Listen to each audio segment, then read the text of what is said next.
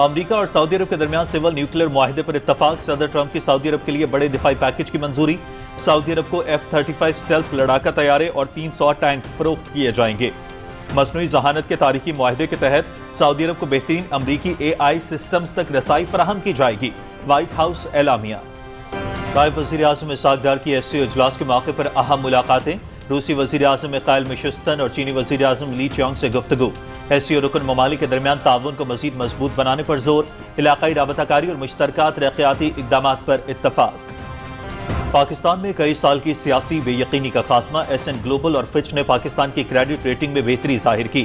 وزیر اعظم شہباز شریف کے IMF programme اس بہتر مالی نظم و ضبط کو سراہا۔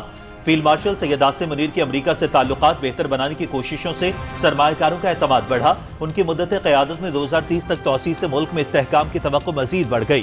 رواں سال پاکستان سٹاک ایکسچینج کے 100 انڈیکس میں تقریباً 40% اضافہ ہوا۔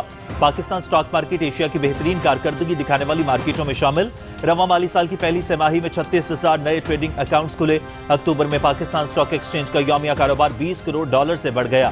پاکستان میں سیاسی اور معاشی استحکام کے بارے میں بلومبرگ کی رپورٹ۔ SIFC کی بہترین سہولت کاری سے پاکستان میں سرمایہ کاروں کے اعتماد میں مسلسل اضافہ، غیر ملکی سرمایہ کاری گزشتہ سال کی نسبت $14 کروڑ 69 لاکھ سے بڑھ کر اکتوبر 2025 میں $17 کروڑ 89 لاکھ تک پہنچ گئی۔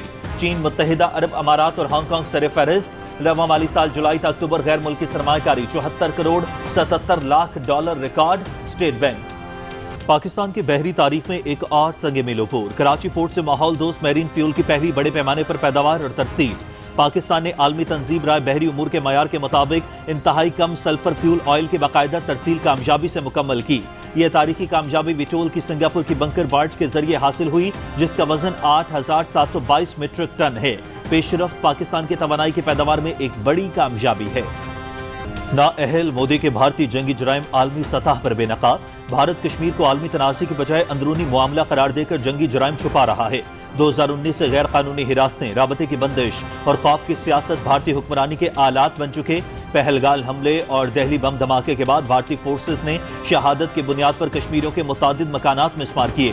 اقوام عالم کی خاموشی کا فائدہ اٹھاتے ہوئے بھارت کشمیر میں جنگی جرائم کو قانون کا لبادہ پہنا رہا ہے۔ TRT کی رپورٹ۔ سعودی عرب میں اسلامک سولیڈیرٹی گیمز میڈلز ٹیبل پر ترکی کی حکمرانی، مجموعی میڈلز کی تعداد 130 ہو گئی۔ ازبکستان دوسرے، ایران تیسرے نمبر پر موجود۔ میزبان سعودی عرب کی 7ویں position. Olympic gold medalist Pakistan کے ارشد الدین جیولن تھرو میں آج ایکشن میں نظر آئیں گے۔